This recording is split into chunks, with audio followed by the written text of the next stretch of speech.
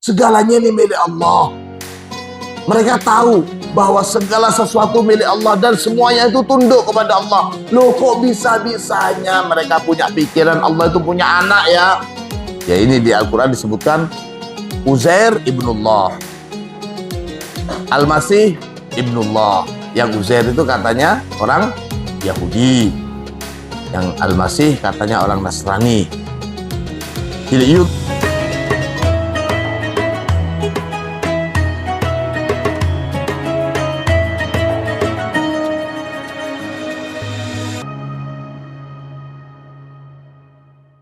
qala Allah Ta'ala, a'udzu billahi minasyaitonir rajim. Bismillahirrahmanirrahim. Wa qalu ittakhadallahu walada subhanah bal lahu ma fis samawati wal ard kullun lahu qanitun. Setelah pada ayat sebelumnya kita memahami bahwa segala sesuatu itu kepunyaan Allah. Dan Allah selalu ada di mana-mana. Kemanapun kita mengarahkan wajah kita, kemanapun kita melihat, kemanapun kita menoleh, fathamma wajhullah. Di sini waqalu ittakhadallah. Ini keterangan ba'da an bayyanallahu ta'ala anna lahu kulla syai'in fil kaun la yusjiluhu syai'un an syai'in. Jadi tidak ada sesuatu pun yang bisa membuat Allah menyibukkan zat Allah, gitu maksudnya. Arada ay yarudda 'ala alladhina hawalu ay yaj'alullah mu'inan fi mulkih. Jadi Allah pada ayat ini memberikan jawaban kepada mereka yang mengatakan bahwa Allah itu butuh penolong. Allah butuh teman. Setelah ayat sebelumnya segalanya itu milik Allah. Nah, di sini waqalu, dan mereka berkata, ittakhadallahu waladan. Allah menjadikan seorang anak. Jadi Allah itu punya anak. Dijawab sama Allah, subhanah. Kalau bahasa sekarang, ya subhanah, maha suci dari anggapan orang kalau Allah punya anak. Untuk lebih memahami makna seperti ini, subhanallah, sorry ya, nah itu pas. Jadi menolak betul-betul. Tapi bukan diartikan subhanallah itu sorry ya. Mendekati seperti ini. Kita kan memahami subhanallah itu wirid, subhanallah, subhanallah. Tapi maksudnya di sana menjawab anggapan kalau Allah itu punya anak. Subhanah. Itu poin pertamanya. Poin yang kedua, ballahu ma fis samawati wal ard. Bahkan lahu, bagi Allah, lahu ma fis samawati wal ard, segala apa-apa yang ada di langit, wal ardi, dan di bumi. Itu poin kedua jawabannya. Poin ketiganya, kullun lahu qanitun. Semuanya lahu, kepada Allah, qanitun, tunduk. Jadi di sini banyak sekali orang-orang yang waqalu ittakhadallahu walada. Ta'addadat aqwalul juhala'il ladzina la ya'lamun. Ta'addadat, berbilang atau banyak sekali. Aqwalul juhala, omongan-omongan orang-orang yang bodoh. Alladzina la ya'lamun. Mereka itu alladzina la ya'lamun, dan yang tidak mengetahui. Faqala ta'ala anil yahudi wan nasara. Faqala, maka berfirman siapa Allah Ta'ala anil yahud, tentang orang-orang Yahudi, wan nasara, dan orang-orang Nasrani. Kaum Nasrani menyebut Allah punya anak. Siapa namanya? Mereka menganggap anak Allah Al-Masih. Itu katanya orang Nasrani. Kata orang Yahudi ada juga. Sini dikatakan Wa qalatil yahud Uzair ibn Allah wa qalatin nasara al-masih ibn Allah. Wa qala dan berkata al-yahudu, siapa orang-orang Yahudi, Uzair, bahwasanya Uzair itu ibnullah, adalah anak Allah. Wa qalatin nasara dan berkata siapa orang-orang Nasrani, al-masih ibnullah, bahwasanya Al-Masih yakni Isa ibnullah, putra Allah. Dzalika, yang demikian itu, qauluhum, ialah perkataan mereka, bi afwahihim, dengan mulut-mulut mereka, yudahiuna, meniru siapa mereka, perkataan bahwa Allah punya anak itu, qaulal ladzina, meniru qaulal ladzina, pada perkataan alladzina, orang-orang kafaru, yang kafir, min qabl, dari sebelumnya. Ya, ini di Al-Qur'an disebutkan Uzair ibnullah, Al-Masih ibnullah. Yang Uzair itu katanya orang Yahudi, yang Al-Masih katanya orang Nasrani. Jadi yudahiuna qaulal ladzina kafaru min qabl. Omongan mereka itu cuma ikut-ikutan. Ikut-ikutan ya perkataan orang-orang terdahulu. Salah satu sifat mendasar manusia itu adalah adanya pengakuan. Pengen direken. Karena nggak ada yang reken, ya bikin tulis sendiri. Silakan. Tuangkan hasrat kalian, tuangkan kebiasaan kalian menulis dalam catatan. Tulis saja apa? Tulisan itu tidak harus baik sebagaimana para penulis yang bagus. Tidak. Apa yang ada di pikiran kalian, tulis saja. Lama-kelamaan kalian akan terbiasa menulis dengan cara dan kalimat yang baik. Begitu. Saya dulu itu paling alergi. Kalau sudah disuruh, saya kalian itu paling nggak ngerti tulisan. Paling nggak ngerti tulisan. Tapi sejak saya mendapatkan satu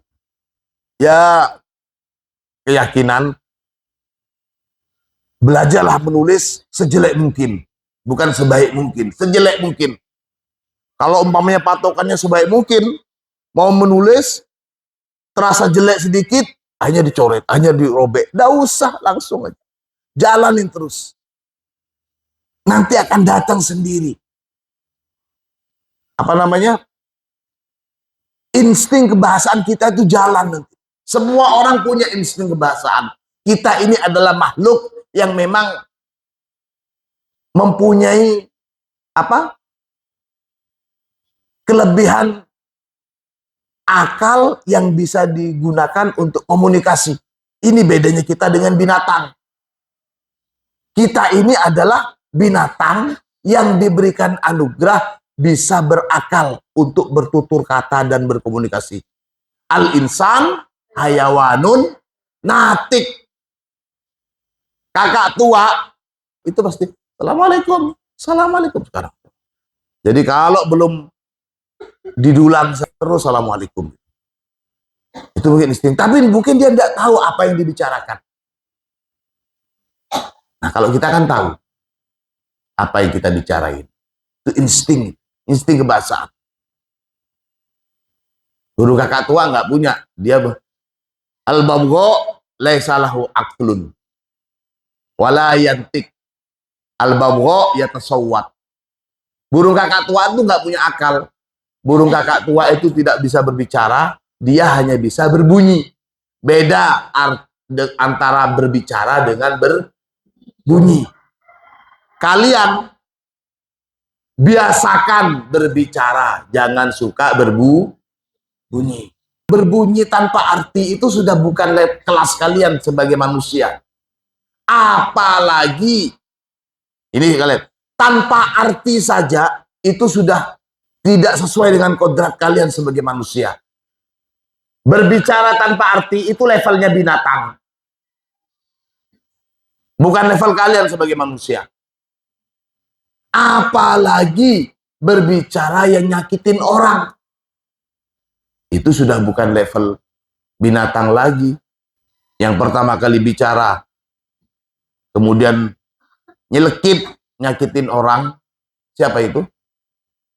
Siapa? Iblis. Ketika disuruh sujud ke Adam, ngapain ya Allah? Saya lebih baik dari dia. Langsung nyelekit. Nyelekit sekali. Gila bobotan. Tidak. Jadi saya hanya ingin mengatakan,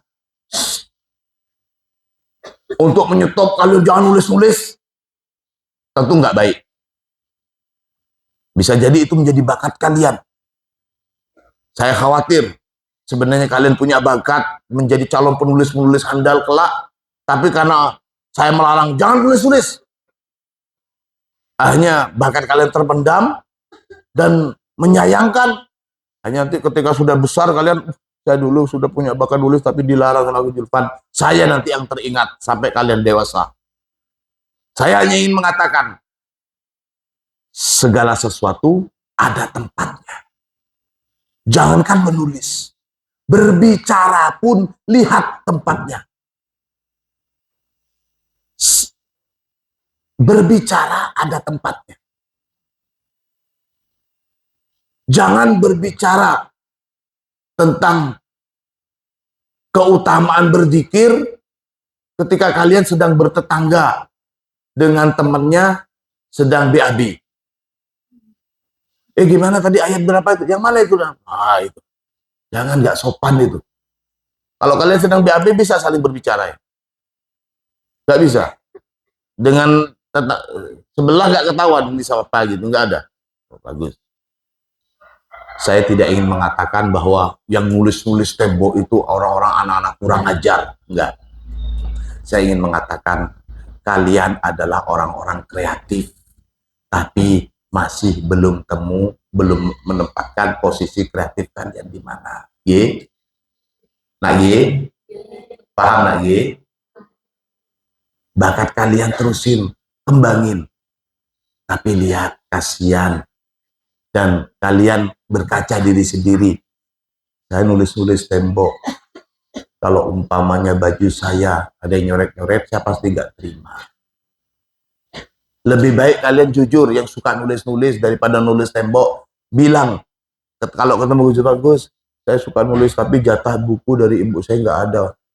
Saya belikan buku tulis. Bilang saja. Saya siapkan buat kalian yang suka mencatat. Saya siapkan buku. Seberapapun banyak yang kalian butuhkan, saya siapkan. Itu bakat kalian. Bisa jadi kalian bakat ingin mengapresiasikan, pokoknya setiap kali ada kesempatan mau nulis. Coba tulis. Ini.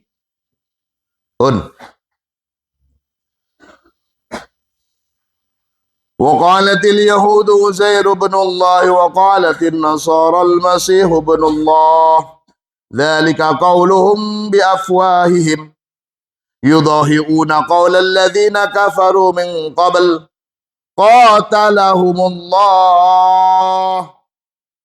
Qatala ini maksudnya melaknat. Hum kepada mereka, orang-orang yang suka mengada-ngada omongan. Melaknathum kepada mereka. Allahu siapa Allah? Anna yufakun. Kok bisa-bisanya mereka yufakun berpaling? Segalanya ini milik Allah. Mereka tahu bahwa segala sesuatu milik Allah dan semuanya itu tunduk kepada Allah. Loh, kok bisa-bisanya mereka punya pikiran Allah itu punya anak ya? Itu maksudnya. Ittakhadu, telah menjadikan siapa mereka, ahbarahum, pada ulama-ulama Yahudi, rahib itu ulama Yahudi, wa ruhbanahum, dan ulama-ulama Nasara, menjadikan arbaban pada Tuhan-Tuhan min dunillah dari selain Allah. Wal Masih ibn Maryam, dan menjadikan juga sebagai Tuhan Al-Masih ibn Maryam, Masih putra Maryam. Wama, dan tidaklah umiru diperintahkan siapa mereka illa kecuali liya'budu, untuk menyembah siapa mereka ilahan kepada Tuhan wahidan yang esa. La ilaha, tiada Tuhan illa kecuali hu, dia Tuhan. La ilaha illa hu, ada juga la ilaha illa anta, la ilaha illa ana fa'bud, ana, anta, huwa, pada hakikatnya semuanya kembali kepada Allah. Saya, bahasa Arabnya ana, saya bukanlah saya. Hakikat saya adalah, hakikat ana adalah Allah. Anta, kamu, kamu bukan kamu. Kamu yang hakikat adalah anta, Allah. Huwa, dia bukan siapa-siapa. Huwa, hakikat huwa adalah Allah. Nih. La ilaha illa hu. La ilaha illa anta. La ilaha illa ana fa'budni.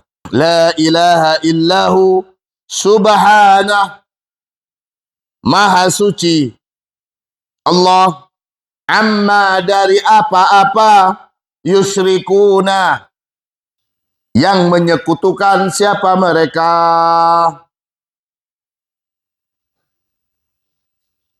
Allah dianggap punya anak. Ini anaknya Tuhan. Ini akan menggantikan Tuhan. Karena Tuhan nanti akan habis masanya. Anaknya akan maju.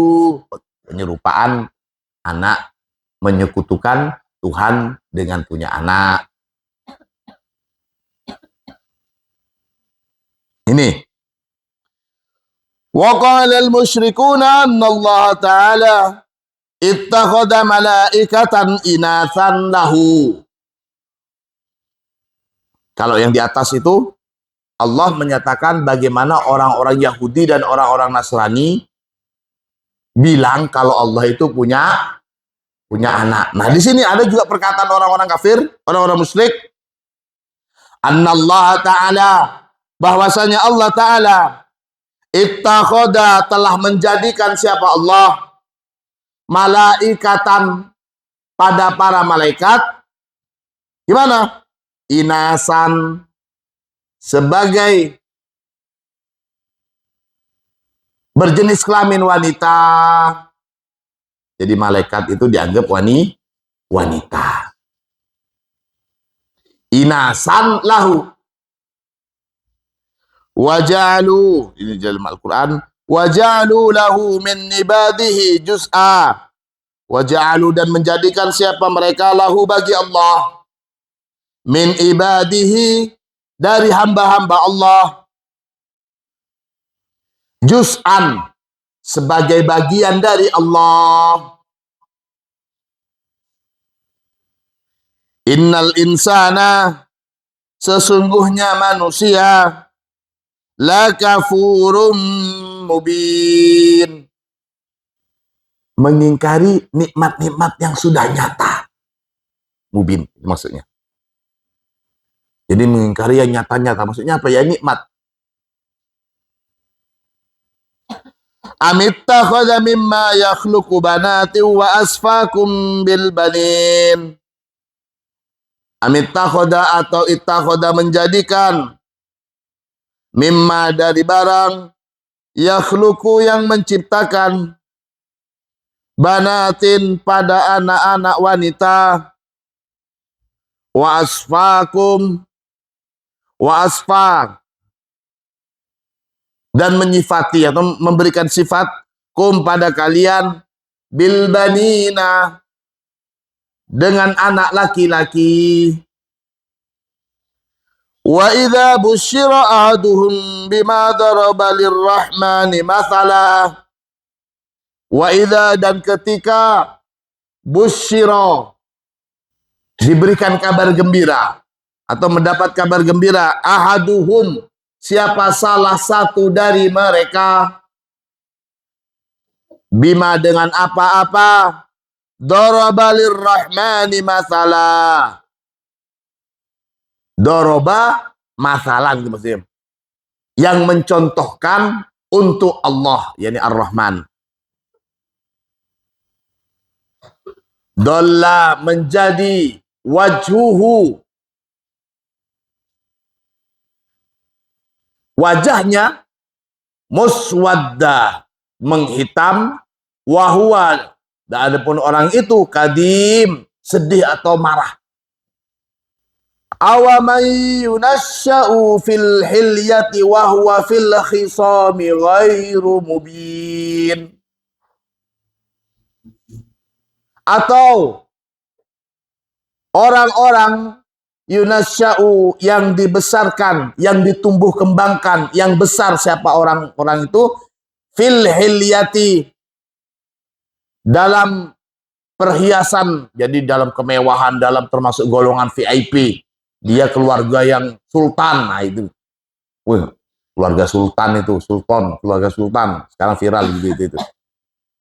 Yunasya'u fil hilyati wa huwa fil khisami, wa huwa, dan adapun man fil khisami, dalam persengketaan, dalam pertengkaran, ghairu mubin, tidak bisa memberikan keterangan.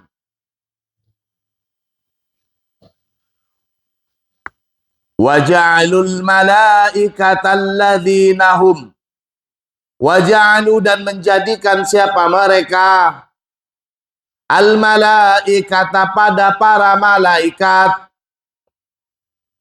alladzina hum ibadur rahman, alladzina, yang adapun para malaikat itu, hum, adapun mereka para malaikat, al malaikat alladzina hum, mereka menjadikan malaikat yang hum, mereka itu malaikat, ibadur rahman, adalah hamba-hamba Allah. Ar-Rahman menjadikan para malaikat apa? Inasan, sebagai wanita-wanita. Asyahidu khalqahum, asyahidu, apakah mereka itu menyaksikan langsung khalqahum, pada penciptaan malaikat. Kok sok tahu itu malaikat dianggap wanita? Emang mereka tahu kalau waktu Allah menciptakan malaikat kok langsung diberi jenis kelamin wanita? Ini maksudnya. Asyahidu khalqahum, satuktabu syahadatuhum wa yus'alun. Satuktabu, maka kelak akan dicatat syahadatuhum, apa persaksian mereka, wa yus'aluna, dan dimintai pertanggungan jawab. Wahada, dan adapun ini, kulluhu, semuanya, yang mengatakan malaikat itu cewek, yang mengatakan Uzair itu anaknya Allah, yang mengatakan Al-Masih itu putra Allah, hada kulluhu, semuanya itu, jahlun wahura'u, itu adalah satu kebodohan, wahura, dan omong kosong. Gak ada namanya anaknya Tuhan, itu gak ada, omong kosong. Ini wahada kulluhu jahlun wahura, idh kullu ma dhahara fil wujud khadi'un lahu ta'ala wa muti'un. Id, karena kulluma, setiap apa-apa, doharo, yang nampak, fil wujud, di alam ini, khodiun, tunduk, lahu ta'ala, kepada Allah Ta'ala, muti'un, patuh, makhurun. Makhurun itu, kohara'ikhur itu memaksa. Makhurun itu makna aslinya terpaksa. Maksudnya kita lebih pasnya tidak berdaya. Kita tidak berdaya. Tahta hukmihi, kita berada di dalam hukum atau ketentuan Allah, wa masyiatihi, dan kehendak Allah. Mungkin seseorang itu bisa melanggar perintah Allah. Suruh ke kiri, dia ke kanan. Suruh menyembah, dia tidak menyembah. Tapi tidak ada satupun makhluk ini yang keluar dari kehendak Allah. Tidak ada satupun yang bisa menentang kehendak Allah. Enak, tidak, baik, buruk, itu dalam kacamata kita sebagai makhluk. Kita menganggap ini cobaan, terasa tidak enak. Itu dalam pandangan kita sepintas. Tapi kita tidak pernah tahu bahwa di balik apa yang kita anggap tidak enak itu tersimpan satu hal yang justru menguntungkan dan enak bagi kita. Namun kita belum tahu. Ini anak-anakku. Jadi tidak ada satupun orang yang bisa keluar dari kehendak Allah. Wallahu a'lam bishawab. Mudah-mudahan ilmu kita bermanfaat. Al-Fatihah.